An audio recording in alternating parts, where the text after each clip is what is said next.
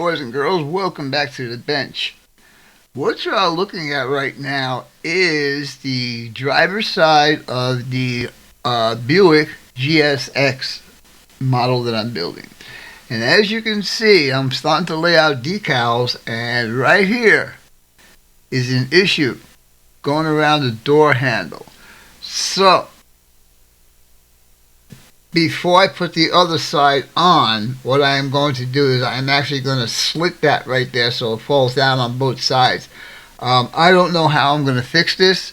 These decals are really finicky as far as getting them off the backing. They take longer in the water than normal. This one took just over 3 minutes to get off the backing. So I do have that one back there on, and I do have what did I do with it? Oh shoot. Here it is. And I do have, let me back this out, and I do have the center stripe on the hood. Unfortunately, the stripe that went on the side, the first one I tried, broke, so there's not going to be any side ones on here. Luckily enough, the edge turned out to be really good. The masking tape worked this time, so I'm happy about that. Alright, so that's just a word of advice for you guys that are going to be or are building this model, that you need to slit the space where the door handle goes on the decal. So with that being said, I'm going to go ahead and continue on this, and I'll bring you back when the decals are done. Be back in a little bit. Okay, boys and girls, welcome back to the bench. Alright, we're going to go over my progress up until this point and show you what's going on. The only thing I did other than what I already showed you on the chassis was I put the decals on the air cleaner housing. I pointed all the wires up so I can get the body on there and at a later time. Okay, so bumper or the grill, I did blacken the grill, and I put the GSX decal right there.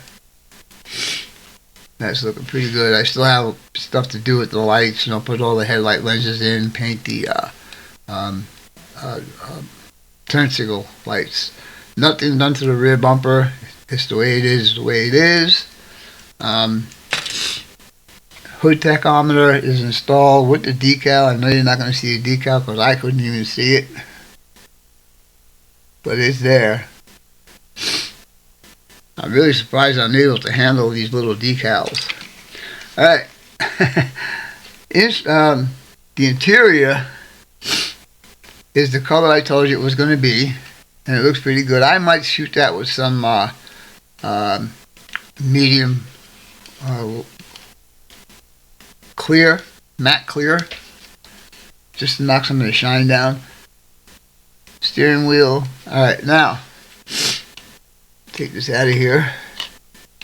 It's not ready to go together yet, and I'll show you why here in a minute, but I did install the shifter handle, painted the top black and the bottom chrome.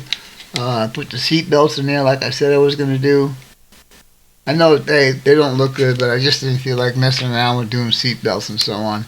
So, take the steering wheel out for now. And I did paint this in here with aluminum, Vallejo aluminum. And yes, link, on small detail parts I do hand brush with Vallejo air, just for small areas. But anyhow, the story with this is, on the decal sheet, it numbered the decals for the instrument cluster 15, 16, 17, and 18. 18 being the outside tachometer decal. Somebody trying to get in touch with me. Anyhow, because the way it said 15, 16, 17, 18, I took it upon myself that 15 would be the first hole, 16 would be the second hole, and 17 would be the third hole. So I took out the decal, cut it off, cut the backing sheet, stuck it in the water, blah, blah, blah, put it in place. I said, okay, the next one, if that's a speedometer, because that's what it was, a speedometer, then the next one must be the tachometer. I said, wait a minute, you donut. The tachometer's on the hood. Uh-oh, I got a problem. So I go and look really close at this hole right here, and that is a speedometer. So I tried to get the decal that I already installed here off to put it here, and that didn't work. But anyhow, this hole gets the idiot lights, what we used to call idiot lights, and this hole here gets the clock. So those are in there, as you can see. The radio numbers have been put on there, and also up here on the dashboard where it says GTX, I put that on there. I did mention that I was going to get another set of decals, but this was not the only reason why I was going to get another set of decals. Put that in there. Get you straight. Put it in here, so at least these guys can't get hurt. Onto the body. Now, in the last couple of clips, I did tell you that there was some mess ups on the body here, this and that and the other thing. So I took care of all of that stuff. I repainted the entire car. When I went to put these decals on, first of all, they were really, really hard to get off the back. And it took almost 5 minutes for these two guys to loosen up to get off the backing. When I went to put this one on, this goes from the door edge out to the front fender. No, it was this side that was messed up. Yeah. It wasn't sitting right on the door handle, and I showed you that in the last clip. So what I did is I took my X-Acto and I just gave it a slit down here on the bottom, and then I played with it enough to get it to at least look halfway decent. Now, because I made this mistake on this side, before I took the decal off the paper, I actually slit the hole where the door handle goes. And that part went on really nice. But as I'm laying it out, it folded up on itself, right there. And I could not loosen it up in the back. So, again, I am getting another set of decals for this car. I don't know when they'll be here. So I'm not really going to hold this model up for that. I am going to do a quick mock-up on this without putting the windows in, just to show you guys what it's going to look like. And then when I get the decals, I'll do a final reveal on it. So stay tuned, and let me put this together, and we'll be back in a few minutes.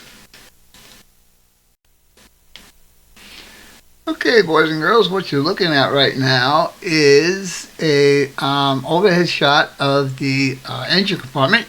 And as you can see, that engine fits in there, just barely fits in there. It's a tight squeeze. I showed you all the details that I had done in there. And again, I've got all my wires sticking up here so I can get to them when the car is finally installed. I did decal up the air filter, GS455, and then the small one up on the top says Stage 2. Alright, so let's see. Let's go to this guy, and you can see how it looks. And you can see the interior, pretty much the interior in there. I think that color works really nice with this color car. Decals, like I said, are going to be replaced, but I don't want to hold this whole car up just for those decals. That's funny, there's a decal up under here. Let me see if I can lift this up and show it to you real quick. Get this out of the way. Yeah, there you go. Like right up under there. Pretty cool. I think the stance is pretty cool. I think it stands just right the way it should be. So,